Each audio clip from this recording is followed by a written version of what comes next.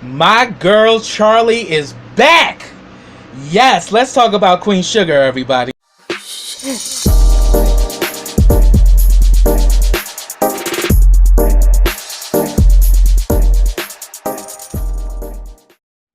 Hey, what's up, everybody? Welcome back to KRSTV. This is your boy Kenny, and this is Queen Sugar Season 4, Episode 11, and the name of this episode is I'm Sorry. This was a really good episode, and there were so many things that went on in this episode, so let me begin.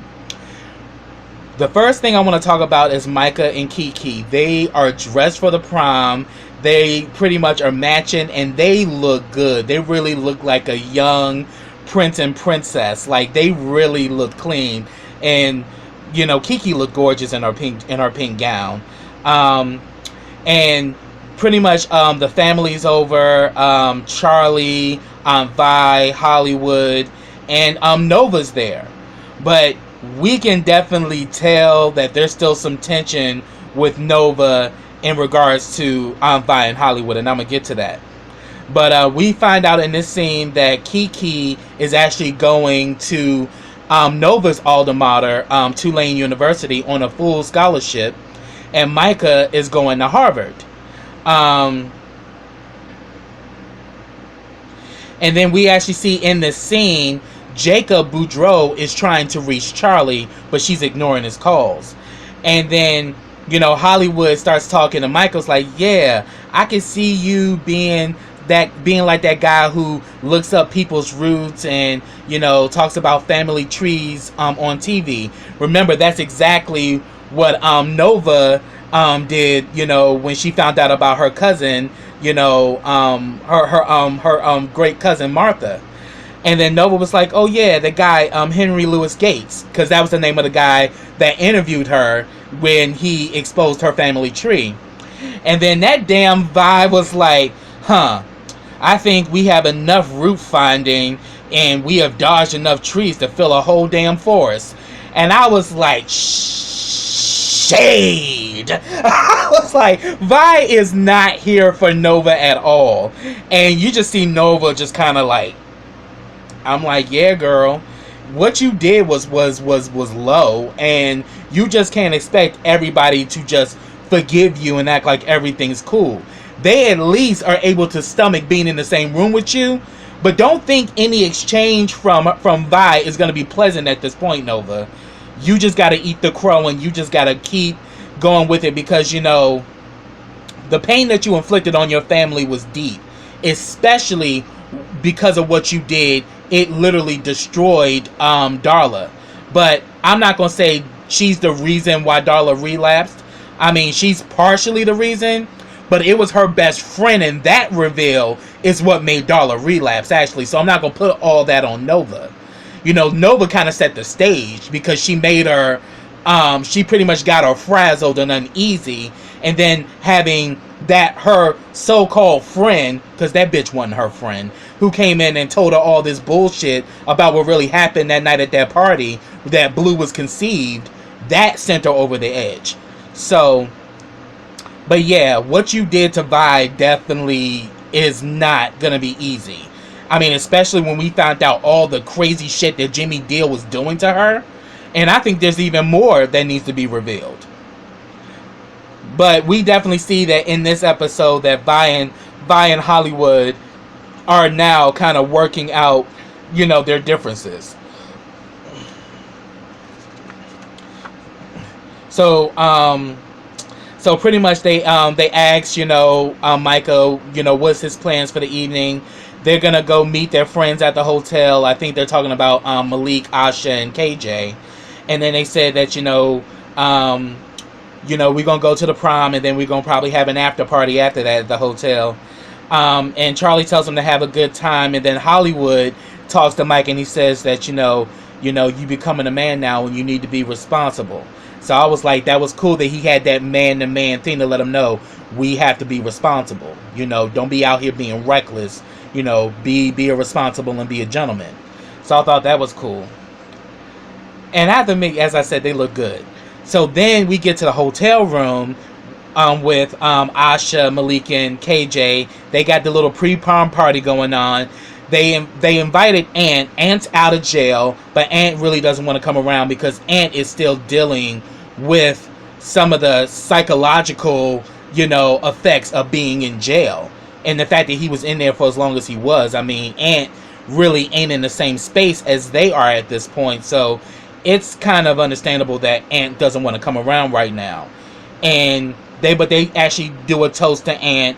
And then I think it was either Malik who said that it's funny thing I noticed that there's another private room booked, down the hall, and it's registered under your last name, Michael. What's going on? You got plans and shit? And then all of a sudden we see that Kiki just feels very uneasy and everything. And I'm like, man, this ain't cool, because we know that Kiki's lady bits have been, they've been kind of, acting a little crazy, but yet she's still kind of unsure and still kind of scared of really taking that leap into losing her virginity. But definitely the thought has crossed her mind. And now they all are kind of like jumping to conclusions in regards to that, him and Kiki gonna smash, and Kiki feels uneasy, but Micah tries to derail the conversation and everything. And then the next thing you know, Charlie tried, before he left, Charlie tried to give him an umbrella, but he was like, oh no, they're just saying it's gonna be a light storm, it's nothing. It was heavy rains, and it was also floods. So yeah, them storms down in Louisiana do not play. So it rained so hard that, the electricity got shut off in the hotel room. And then also, afterwards, we see that the next time we see them, Micah and Kiki are by themselves. And he asks her, are you okay? You've been pretty quiet. And she says, I have a lot on my mind. And, they put on some slow jams and they start dancing or whatever. And he was saying that, I know this kind of upsets things, because, we're kind of stuck here because we can't get to the prom because it's raining outside and it's also floods. So he says, I just wanted to show you my moves. I was like, I see you, Micah. Get your thing, player. I ain't mad at you, pimping. So, and he pretty much tells her that, I'm sorry I didn't tell you about the other room. He's like, I didn't want to jump to conclusions, but then yet I also didn't want to be unprepared. And she pretty much says, oh no, I'm not upset about that. And she says that, for me, I didn't want to be unprepared either, because I've been taking birth control pills for the past 6 weeks. So I'm like, yeah, her lady bits are starting to get a little antsy, but yet she's still not fully ready to cross over, the waters of Lake Minnetonka, if you know what I mean. So, and he asks, like, how do you know when it's right? Because they both kind of feeling right now, maybe it's just not right for them at this time. And then they start kissing, and next thing you know, you get a knock on the door. We see that Malik and KJ come in. They pretty much let them know that the roads are bad.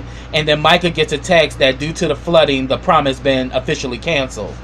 So they are literally stuck in the hotel room. And then, next thing you know, we see that all of them are together. Micah, Kiki, Malik, KJ, and Asha, and they're talking about their plans. Malik wants to become an artist, a producer, and songwriter. He wants to win multiple Grammys, but then also wants to be still active in his community and not forget where he comes from. Then we see that Aisha, she wants to open a clinic catering to low income and disenfranchised people.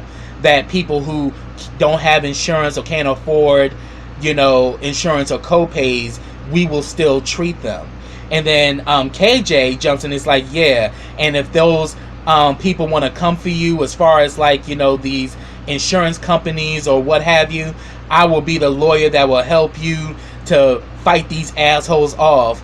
And then he says that he wants to be the kind of lawyer that helps those in need in spite of income. Because he says a lot of our people need legal representation but can't afford it. And With that being said, I am a senior. I am a senior associate with Legal Shield and ID Shield. So therefore, if you really need preemptive legal insurance, definitely hit me up. I'd be more than happy to help you with that. You can hit me up on my social media platforms if you have any questions, and I'll be more than happy to advise you. So yeah, legal representation is extremely important, and we as a people need to understand legal representation definitely is a must. And then like we also see so pretty much he KJ says he wants to be that kind of lawyer that actually can represent people in spite of them having money or whatever. He's more about, seeing to it that our people get justice and that they actually have a lawyer that actually works for them, and it's just not about making the money, but about actually serving the public and serving the community. So I was like, okay, KJ, I feel you, bro. That was real. And then they asked Kiki what she wanted to do. Kiki says that, with her arts and visuals, platform, she wants to go to New York, and then she wants to create an exhibit that will appear in the African American Museum in DC, Smithsonian. Yes, shout out to the DMV. Yes, I love that museum. It's beautiful. I definitely want to go back and keep going back because there's that museum has so much history and so much there. You have to make multiple trips because you're gonna miss a lot because there's so much there. So yes, I've been there and it's a beautiful museum. And then when it came down to Micah was like, he didn't know what he wanted to do. He says, I know I like photography, but maybe I might get into something like investment banking or hedge funds. And I was like, so here it is, an artist. He's pretty much caught into the world of whether he wants to be an artist or whether he wants to kind of conform to be a corporate man. So, and I'm like, because he definitely is kind of caught in a hard place, and it's understandable. A lot of times when you're at that age, you don't know what you really want to do. You got ideas throwing around, but you really don't know solidly what you want to do with your life. So it's normal for someone of Micah's age to be in that space where you really don't know what you want to do. But he knows he needs to do something, he just doesn't know what. So Micah was the only one out of everyone in the room that didn't know what he wanted to do with his life. And definitely is also understandable seeing how his life has literally taken a 360-degree turn ever since him and his parents fell apart. So that was interesting. Next, I'm gonna tie this in. We get a scene with Charlie and Nova, because the thing is, afterwards, Charlie was talking about her campaign and everything, and Vi said that, you can always use the diner as your walking space. You got the keys, and I'll talk to you later. And literally, Vi and Hollywood walked out and didn't say shit to Nova. Completely shut Nova down. And Nova's feeling it. And I'm like, yeah, you're going to continue to feel it because you need to get the fact that what you did literally broke her down in the worst way. I mean, we've seen it while you were on tour getting praise and accolades for Blessings and Blood. We saw Vi literally go through a complete physical and mental breakdown. But we see that her and Hollywood are in a better place a little bit. But yeah, they both grabbed hands and walked out and didn't say shit to Nova. Well, what ended up happening in the scene between Nova and Charlie was that, I know you're going against the border loans and everything, but let's just say while I was on my tour, I did some research about something that is really going to be some good ammunition for you. I mean, after all, they know our past and they know our family stuff, but we don't know theirs, and their stuff ain't brought to light. So let's shake things up. And she gives her this book of notes, and I'm like, oh my God, Nova, what the hell did you discover? But then she also tells Charlie that she's Calvin is coming to see her for her birthday, and she was like, okay, girl, go over there and get your life. Don't hurt him. And he was and she was like, that's exactly what I want to do. I was like, ooh, Nova. So it was cool seeing her and Charlie have that moment. That even though she attacked Charlie the vicious way she did, I think that trip actually helped bring them close together, and now they have a mutual respect and understanding with each other. Because throughout this episode, Nova and Charlie interacted in a way that we've never seen before. So I think after all that went down and them having that moment, now Charlie and Nova are working on their relationship, and I think I think this is somewhat of a break, that she needs to have with Aunt Vi, but Aunt Vi right now just ain't ready to deal with Nova, and that's just where they are at this point. So then now I'm gonna talk about Nova and Calvin. We see Nova getting the incense lit, and she's trying to set the mood. I'm like, ooh, birthday sex. I ain't mad at you, Nova. And then we see Calvin shows up. He comes in with some balloons. It's pretty much, I think, like a week before her birthday. But yeah, because, he lives in New Orleans and they live in St. Joe's. So they live in two different cities now. But he comes in bearing gifts and everything. He gets her this necklace. And then all of a sudden we see the storm happen. So the storm is going on, and things are just getting nice and toasty up in, Nova Bodalone's house with Calvin. And pretty much she's saying that, due to the fact that, because he even had reservations for them to go out to a restaurant, but she says that, well, due to the fact that we're pretty much stuck here, I'll cook. And Calvin was like, I'll cook. And Calvin pretty much cooked dinner, and she was like, wow, you actually cooking dinner? It's never been like this before.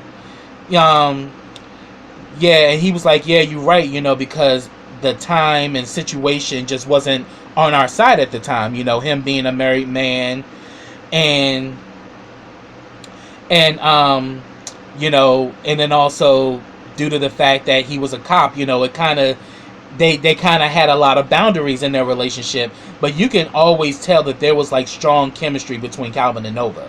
It's just there, whether he's white or whatever. Like, at the end of the day, you got a lot of people who say things about interracial marriages and all of that. Me personally, you love who you love, and I'm not a person that's going to judge you based off your partner. I mean, you like what you like. Variety is the spice of life. I mean, me personally, I would love to be with another black man, because I'm a black gay man, and I would love to do that. But then again, I'm open to all possibilities. I'm not somebody, just because you sleep with another race doesn't mean you forget you're black, because you have to know you're black and love being black all the time, and regardless of who you sleep with, that shit never will change. Just saying. So even though she's got this thing with Calvin, she knows who she is as a black woman, and as an activist, and as a spirit. She knows who she is.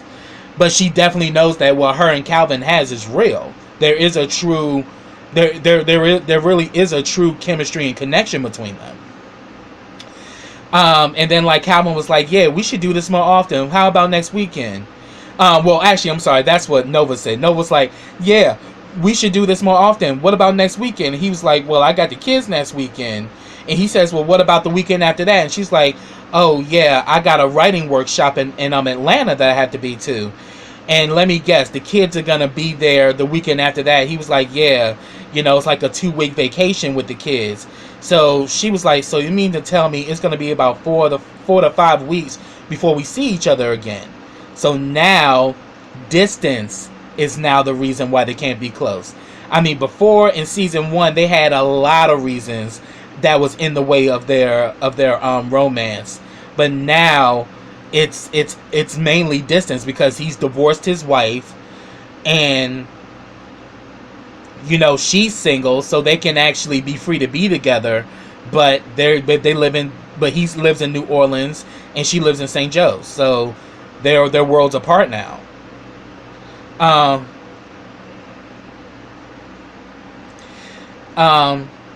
And pretty much, Calvin and her go back and forth, and he pretty much was saying, I always wonder when we would see each other again. And pretty much Nova reveals her truth, and she says that, you know, it, it didn't bother me much then, because in some way at the time it worked for me. It was painful to not be around you and everything, but I convinced myself that it was my choice, and I felt in control. But I couldn't say that I was honestly happy. And he says, well, what about now? And he was saying that, she says, now I plan on writing a new memoir that you have to face your fears if you want to be authentic. And I was like, that's real. You got to face your fears if you actually want to do anything in life, because fear does nothing but paralyze us, and it only keeps us it always keeps us in a fixed place. And it's only when you don't have the fear to venture out and to understand who you are and to accept who you are is where those doors begin to open. So I thought that was cool that she said that. And she said that, we had a lot of barriers in our relationship, one being the race thing, your marriage, your kids, and your job. But now it's just living in two cities. And then he was saying that, as far as this distance thing, why don't we just throw caution to the window and maybe our happiness is on the other side. Oh, next thing you know, he done put up Nova on top of the countertop and they begin to break it on down, baby. Next thing you know, they rolling around in bed, and he pretty much says that he wants to move back to St. Joe. And he says that, he no longer wants to be afraid of the dirty looks from his family, of him being a former cop, talking about Micah, because Micah really did give him that dirty look and everything, because he knows about him being in the book and that the fact he was a former cop. And then due to the fact that Micah had faced police brutality, he definitely felt that tension from Micah. And then he's saying that, I want to be in a place where I'm no longer afraid to step out in the sun with you. And she's saying, just say yes to us. But Nova doesn't say anything. So I'm like, we're going to see how long this thing between her and Calvin is going to go. Because Calvin is ready to make this thing exclusive, and he's ready to do this thing with Nova. But is Nova fully ready? So next, I'm going to talk about Vi in Hollywood after they left Charlie's and after they literally, pretty much paid Nova dust.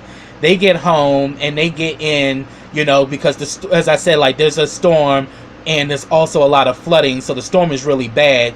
They get in the midst of it before it gets really too bad. So they finally get home. They get a little wet or whatever. And he's talking about his new motorcycle. And he got her a helmet and that he wants her to go on a ride with him. And she lets it be known that she will not get on that thing with him at all. And then he was like, Vi, you ain't no fun. And she was like, I ain't no fun.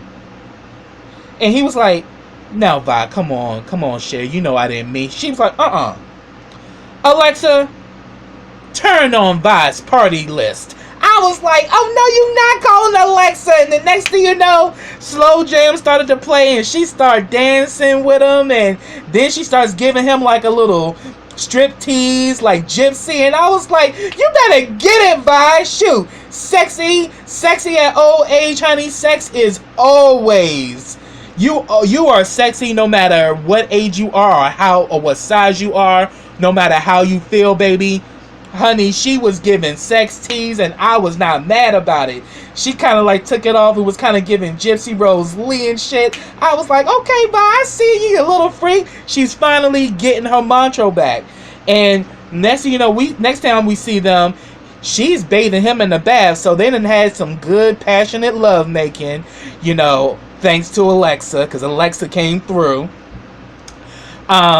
She's now bathing him in the bathtub. And pretty much she was saying that, he was saying that, we need this. And, because she's like bathing him and he just feels so good and relaxed. Because, women give themselves bubble baths all the time, but this time she's giving him one.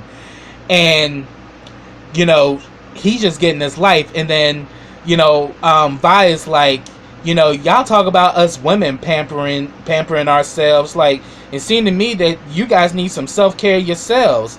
And he was like, oh, I truly understand that, baby. Some of these other knuckleheads don't understand that. But yeah, I understand that we as black men need self-care, and that we need to talk with each other, you know, giving advice, and also being there to lift each other up when one of us is down or falls into a time of trouble. And I was like, this brings in a good thing to promote a group that me and my good friend Arturo Hill have that we work with, called Real Tea Real Talk.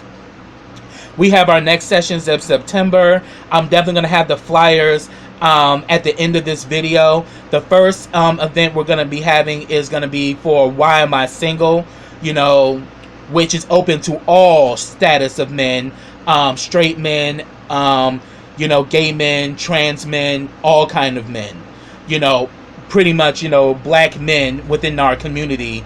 You know, we definitely do need these self-help groups, and we definitely do need to come together as a collective to sort through our mess.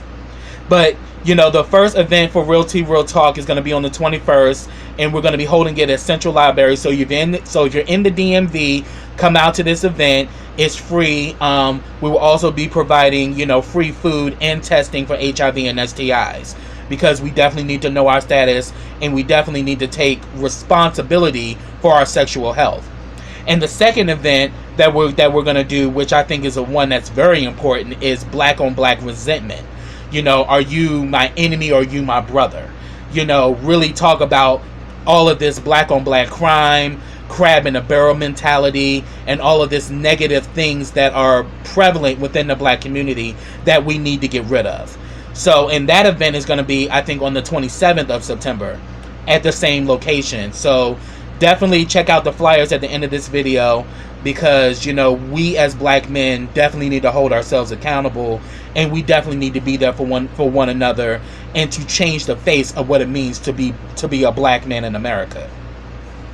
So it was cool that you know, Hollywood in this scene is doing the exact same thing that me and Arturo are doing with Real Tea Real Talk. So I definitely connected with Hollywood in this scene, and they kind of started throwing names around for, like, you know, of us, and pretty much Vibe was like, yeah, it sounds like you're talking about creating a self-help group. He's like, yeah, I don't know if I want to call it a self-help group, but maybe I can call it the Hangout. And she was like, nah, it sounds like somebody gonna get arrested. You better not call it that shit. And then they started throwing around names like, you know, real stuff, you know, and then he finally settled on the Real Spot. And I'm like, that's a good name, you know. And I have to say, Real Tea Real Talk is just the same. You know, it's a group of us where we actually talk about issues that are very important to the black community, but then we also take it a step further to make sure that we get our brothers tested for HIV and STIs, because black men have the highest ranking numbers in cases involving HIV and STIs, and it's our responsibility to make sure that our brothers, you know their status, and that they're taking care of themselves and being responsible for their sexual health and well-being. So yeah, check out those flyers at the end, and if you're in the DMV, we would love to have you come through. We want you there. So next, I'm going to talk about Daisha and Ralph Angel. You can definitely tell there's something in the air between them, because we see that Joie and Blue are playing, and she even checked Joie and said, like, you know, did you speak? You know your manners. And she spoke to Ralph Angel and thanked him for bringing Blue over. And pretty much, you know, she began. So then we see that Daisha starts to talk to Ralph Angel, and she was like, you know, you missed your last date. Is everything okay? Because it took a play date for you to even come over here. Is there something I need to know? And he pretty much says it's complicated. But then later on, he finally opens up, because he's kind of stuck there because of the rain. The kids, Joie and Blue, they created a little tent and everything. And she says that, you know, they made a tent after it started to rain. And then he begins to open up to Daisha and tells her that he hasn't been completely honest with her, and that he's been seeing Darla every single day for the past 2 weeks. and that she relapsed. And she said that it happened on the day that I missed our date. And she was like, oh my God, is she okay? And she really had genuine concern. You know, what does Blue think about this? And he was saying that Blue doesn't know. But you know, the step one is her recovery. And she's saying that, yeah, you know, that's very important, you know, so I really hope the best for her and for Blue. But then he was saying that, but you know, it's more deeper than that, because when she hurts, I hurt, and when she bleeds, I bleed. And then he lets her know that he is still in love with Darla. We already knew this, but I was like, damn, because I was really rooting for him and Daisha though. But now that all this stuff has come to light, dealing with Darla's situation, he's now seeing Darla in a different light now.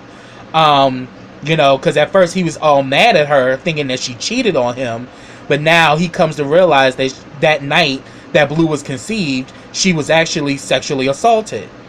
And pretty much Daisha responds to this, and this shows how much of a true woman Daisha is. So it really hurt my heart to see her in this situation, because you can tell she was sad, but she bossed up.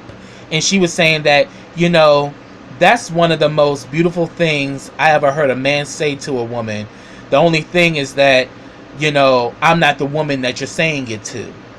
And she says, now, I love myself too much to play second fiddle. And he was like, yeah, you deserve more than that. And she says, oh yeah, I know I do. But then she wishes them well, and she says, I'll work something out with the kids. But you can really see that she was fighting back the tears, because she really genuinely was falling in love with Ralph Angel. And I think Ralph Angel was falling for her as well, but he always had feelings for Darla. And now, due to the fact that she relapsed, he's now all in with Darla. And the next thing you know, we see that Ralph Angel goes to meet up with Darla. He brings her soup. She lets him know that she took time off from work, and that she finally called her sponsor Marlene. And I'm like, good, yes. And she says that now it's about me taking control of my actions and not giving in to my feelings. And he even says that Blue's been asking about you, and that, you know, he's actually going to be spending some time with your mother, but don't take too long to see him. And she's like, look, I need time, and I want to be in the right condition for me to do that.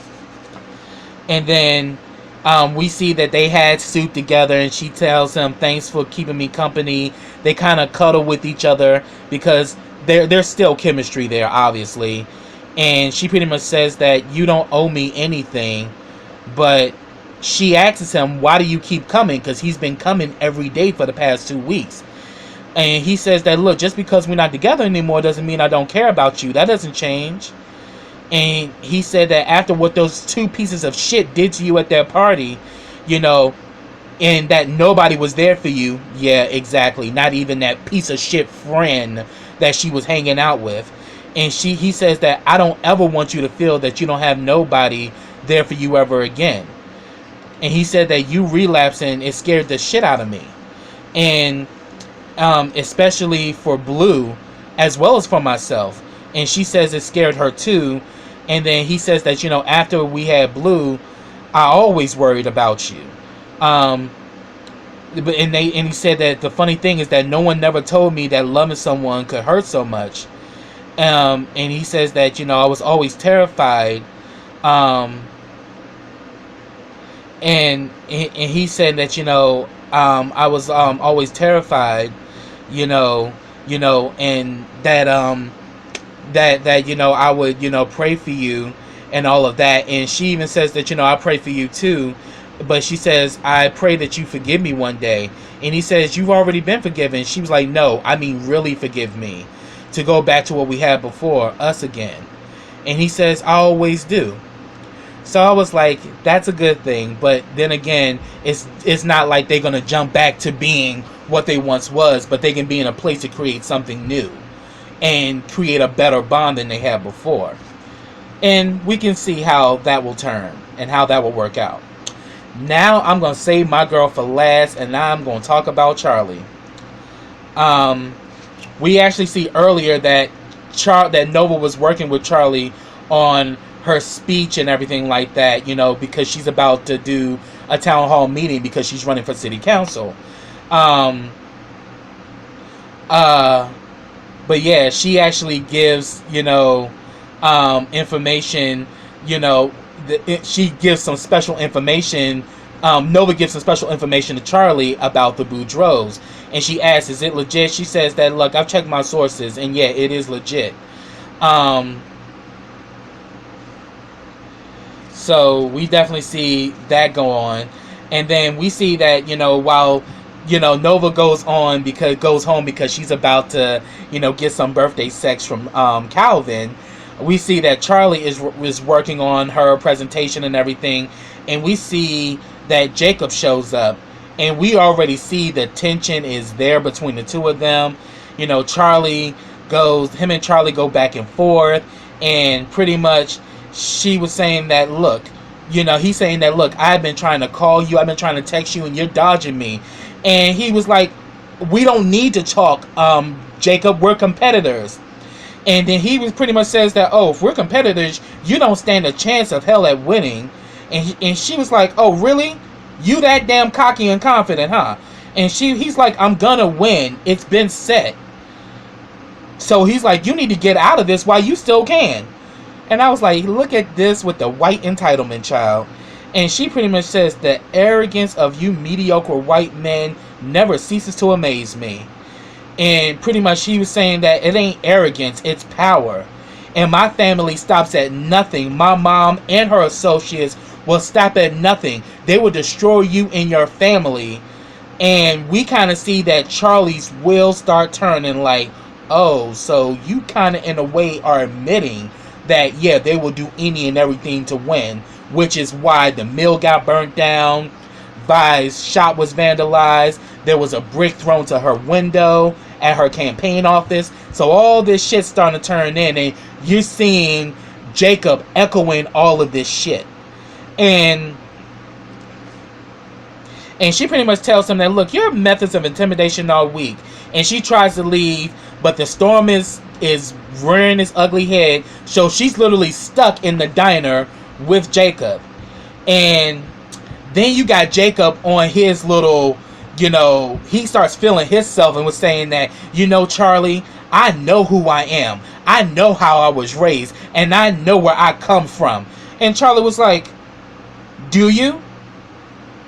Really? And she plays the damn recording of his mother going on her racist rant, calling her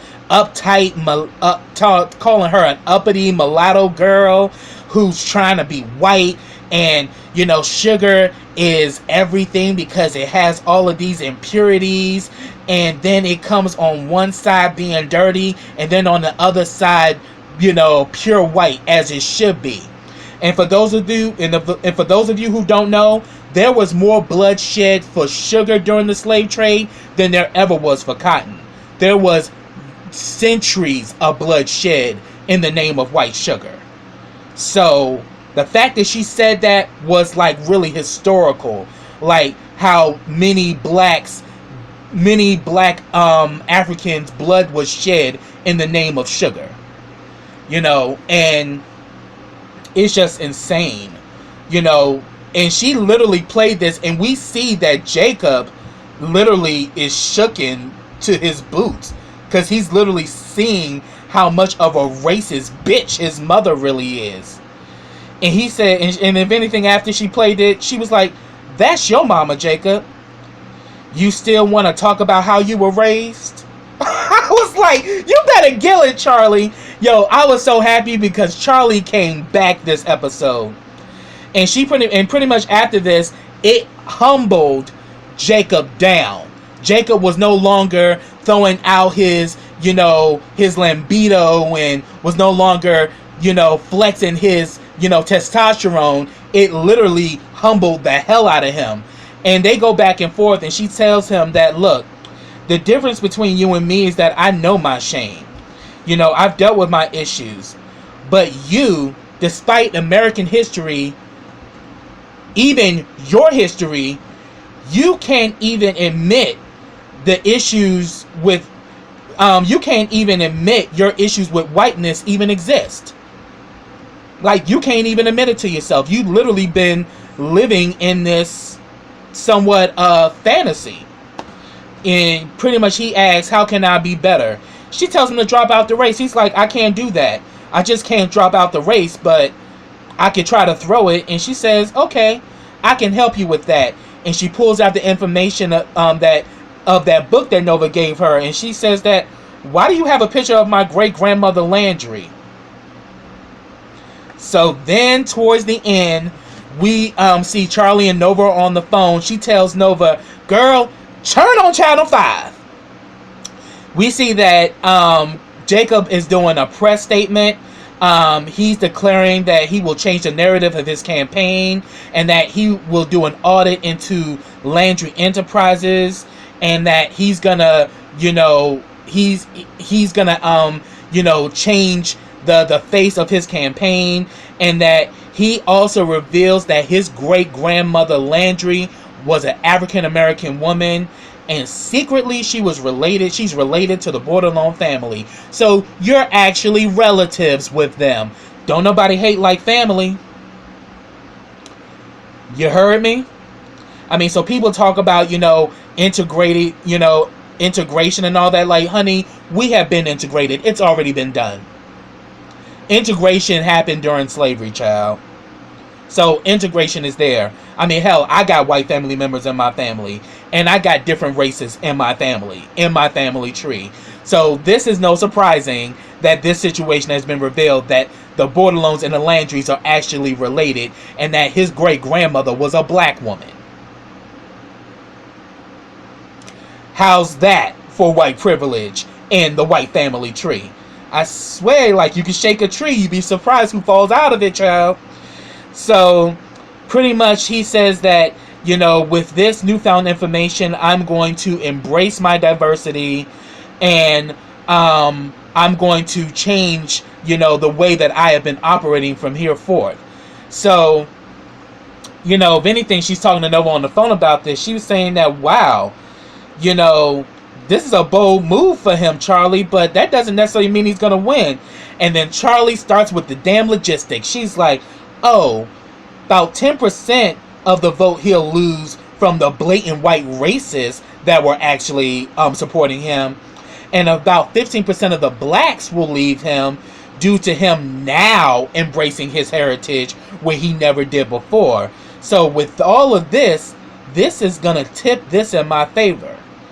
And Nova says, yeah, Charlie, I'm with you, honey, but you know the Landrys, they don't take losing very well. And then Charlie was like, neither do I. And hangs up. And I was like, Charlie is back and she's ready to kick some ass. She got knocked down, but my girl got back up and she's ready to fight and she's ready to win. And I'm all here for it. So that's what I have, y'all. If I missed anything, put it down in the comments. I'd love to talk to you about it. But subscribe to my channel. Click that bell so you get notifications every time I drop a video. Also, follow me on all of my social platforms. I have them all listed in the description box. Also, like this video, comment on this video, and share this video. And I'll be back with the next episode of Queen Sugar. So until next time, everybody, take care.